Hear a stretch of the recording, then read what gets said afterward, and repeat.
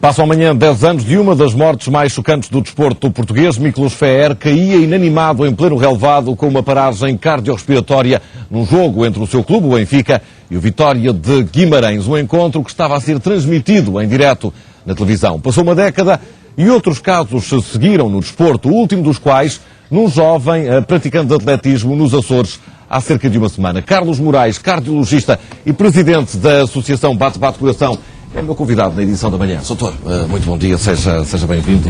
Como está? Porquê é que morrem durante a prática desportiva pessoas aparentemente saudáveis?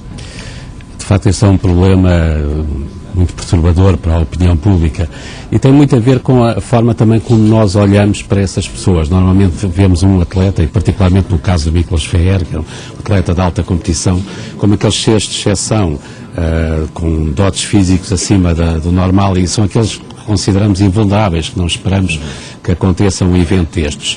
E isso é extremamente traumatizante. No entanto, vale a pena dizer uma coisa. A morte súbita é relativamente frequente. A morte súbita, aquela morte que ocorre de forma natural, de forma imprevista, inexplicável, ocorrem cerca de 25 mortes súbitas por dia em Portugal. São cerca de 6.000 a 10.000 mortes por ano. E a maior parte dessas são de causa cardíaca, de facto têm origem no coração e particularmente de um problema do coração que são as arritmias cardíacas. A maior parte das causas de morte súbita tem a ver com o que nós chamamos de arritmias cardíacas malignas. Mas esses problemas não são detectados, e estamos a falar de desportistas, alguns deles de alta competição, como já aqui disse, que fazem exames com frequência. Na maior parte dos casos podem ser detectados, mas vale a pena, para não alarmar muito, há muita gente que nos está a ver, com certeza, não alarmar muitas pessoas num sentido. As tais 6 a 8 mil mortes súbitas que há por ano, em desportistas, em jovens, estamos a falar de 40 a 100 mortes.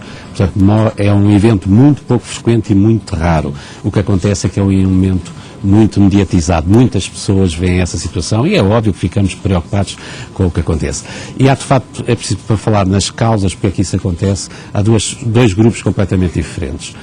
O dos adultos acima dos 75 anos, em que a principal causa de morte é a doença coronária aterosclerótica, que é o problema da doença das coronárias, e os jovens abaixo dos 35 anos. Nesses jovens, as causas são diferentes, são mais raras, também mais difíceis de detectar, são doenças estruturais do músculo cardíaco, são doenças elétricas primárias, certas miocardiopatias, algumas até transmissão familiar.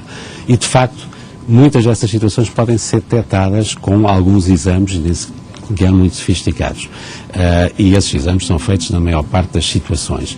O que acontece é que, mesmo com esses exames, existe um número, pouco significativo, mas existe situações em que não é possível detectar, não é possível prever a ocorrência desse evento.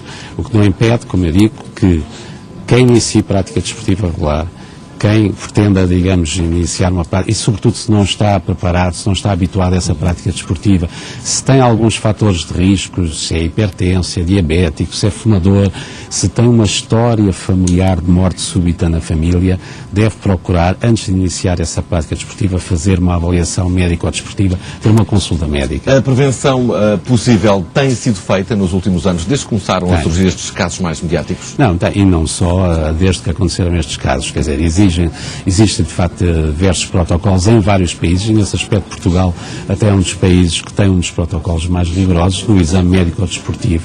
Deve englobar uma consulta com um médico experiente nesta área, que deve fazer uma história clínica, um exame físico, com particular realce para observar, detalhar alguns elementos que nos podem apontar para a presença das tais cardiopatias estruturais do jovem, que podem pôr em risco para a tal situação da morte súbita.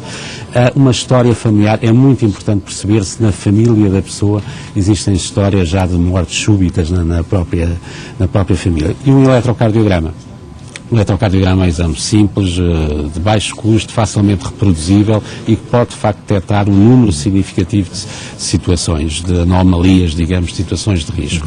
Depois, em função destes exames e desta observação e desta história clínica e de mais alguns elementos, pode ser necessário recorrer a outros exames mais sofisticados, obviamente, dos quais eu destacaria o ecocardiograma, a prova de esforço, o Holter, que é um eletrocardiograma durante 24 horas, mas isso terá que ser sempre... O médico saberá avaliar depois de um primeiro contacto. Os recintos públicos e os desportivos em particular, porque é disso que estamos a falar, estão devidamente equipados para socorrer a situações deste género? Nem todos, mas deveriam estar. Hoje em dia, digamos, há uma outra política que também chamemos de prevenção da morte súbita, que é, nós sabemos que a morte súbita são por arritmia, e o tempo em que começa a arritmia até o tempo em que a arritmia termina, e ela pode terminar quando é submetida a uma desfibrilação ou a aplicação de um choque elétrico externo, é vital para salvar vidas. Não deve decorrer mais de 5, 6 minutos. E para que isso seja feito no local onde ocorre, é preciso que haja uns meios adequados no local. Hoje em dia é defensável, e muitas sociedades defendem isso, e em Portugal já existem em muitos sítios, equipamentos, desfibriladores automáticos externos. São equipamentos extremamente simples, que podem ser manuseados por leigos, mesmo por não profissionais de saúde, e que podem detectar uma arritmia e tratá-la imediatamente, sem intervenção direta da própria pessoa. Porque é que ainda não existem em todos os espaços, então? Se pode ser vital para salvar uma pessoa?